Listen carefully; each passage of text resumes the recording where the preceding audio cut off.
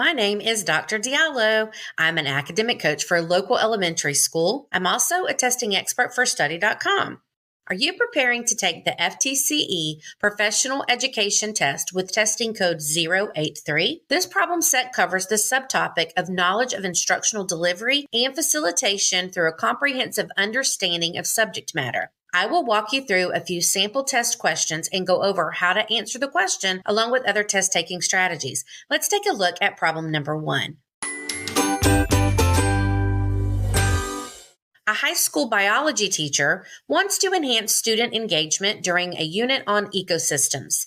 Which of the strategies would be most effective in motivating students to actively participate and challenge themselves? A, offering bonus points for students who can recite definitions from memory. B, organizing a debate on the impact of human activities on ecosystems. C, reducing homework assignments for the unit to lessen student workload. Or D, showing a documentary on ecosystems without any follow-up activities.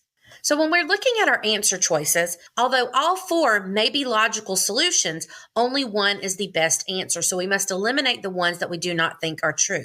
Offering bonus points for students who can recite definitions from memory is simply giving them extra points, but it is not having them actively participate. So that would not be the best choice. Organizing a debate on the impact of human activities on ecosystems could possibly be the right answer, because when we think about the idea of students debating each other, these are definitely effective strategies to get students up and actively participating. So that's an option. Let's look at C, reducing homework assignments for the unit to lessen the student load. Well, because homework is not happening during the school day, there's really no way to encourage active participation during the school day with this, so C is not the best answer. Choice D, showing a documentary on ecosystems without any follow-up activities.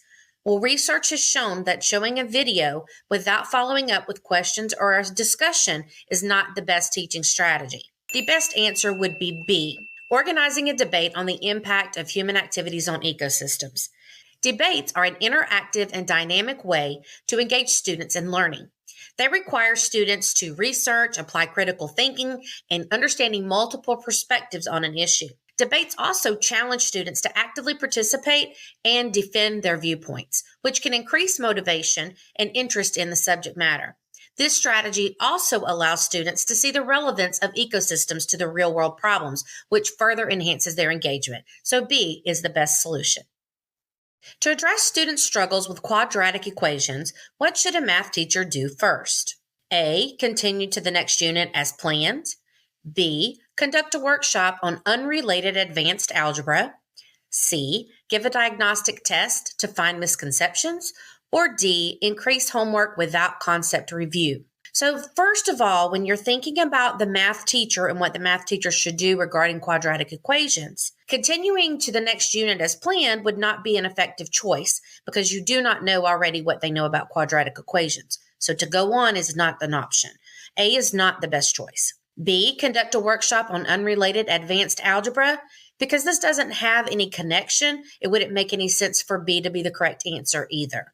C says, give a diagnostic test to find misconceptions. C could very well be the correct answer because giving a diagnostic test assists us with finding misconceptions. It also helps the teacher identify the particular areas where students are having difficulties. Understanding these misconceptions or the gaps in knowledge is essential for the teacher to tailor their instructional delivery to meet the needs of the students and to improve their understanding of the subject matter. This targeted approach allows for more efficient and effective remediation. So C is definitely the best answer. We do want to, however, look at answer D as well. Increase homework without concept review. Well, research has shown again that homework is not always effective, especially without a follow-up from the teacher or really understanding what they're doing when they're being assigned homework. Therefore, the best answer for this question is C. How can a middle school history teacher adapt a primary source analysis activity for diverse learners? So a few keywords to point out in our question. We have diverse learners. So we were looking for different activities that we can use to target students who may need a little bit of a different type of assignment to be successful. A, assign a complex analysis essay to all students. B, offer a range of primary sources and use graphic organizers.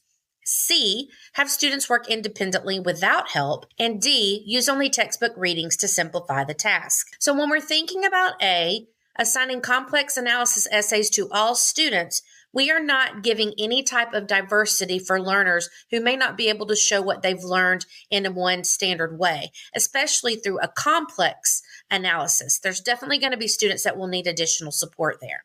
So A is not the best choice. B, offering a range of primary sources along with the use of graphic organizers is definitely going to be a good choice. However, we don't know yet if that's the best choice, but we will keep that option open. Let's take a look at C.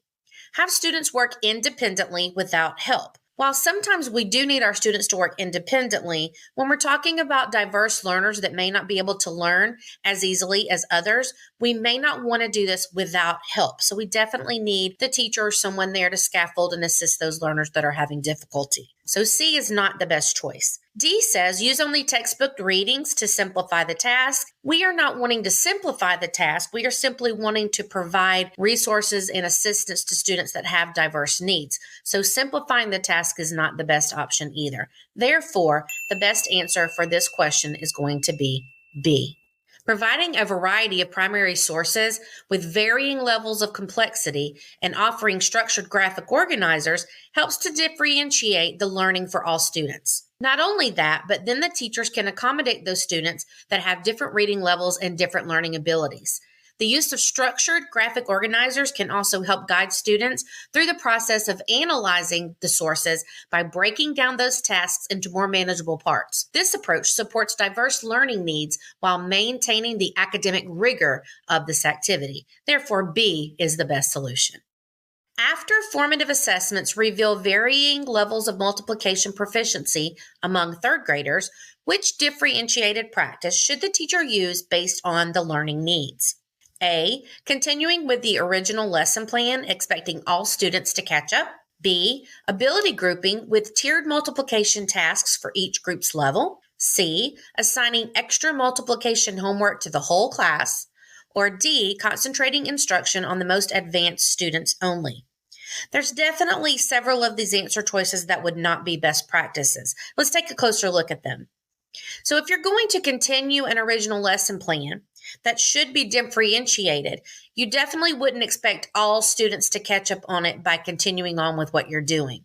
If you are supposed to be differentiating, which is definitely the key word in our question, then obviously the same assignment for everyone is not going to give you that effect. So A is not the best answer.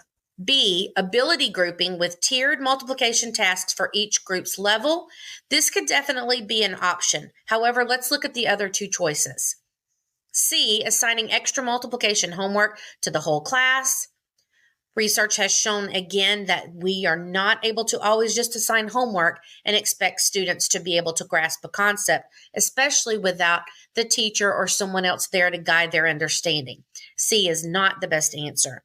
And D says concentrating instruction on the most advanced students only. If we were to only focus on the advanced students only, then we're leaving behind a large majority of our class, and therefore we would probably not reach proficiency overall. So D would not be a good choice. The best choice for this is going to be B, ability grouping with tiered multiplication tasks for each group. Grouping students by the ability level and then providing tiered multiplication activities that cater to each group's understanding is definitely a best practice, because this practice allows the teacher to tailor the instruction to the specific needs of each group that they are working with. So, for example, students with a solid understanding of multiplication might work on more complex problems, or maybe even incorporating in word problems. Tiered activities, then, are an effective way to differentiate instruction because they ensure that all students are working at an appropriate level of challenge. Therefore, B is definitely the best answer. I hope that you found that video to be helpful. Check out more videos on this channel. Please remember to like and subscribe so you don't miss out on any of our awesome content. You can also get a lot of extra help by visiting our website at study.com. As a member, you can access short, targeted video lessons, extra study materials, personalized study plans, and hundreds of practice problems. We'd love to hear your feedback about your experience, so please be sure to tell us what you think. We are all wishing you the very best of luck on your test.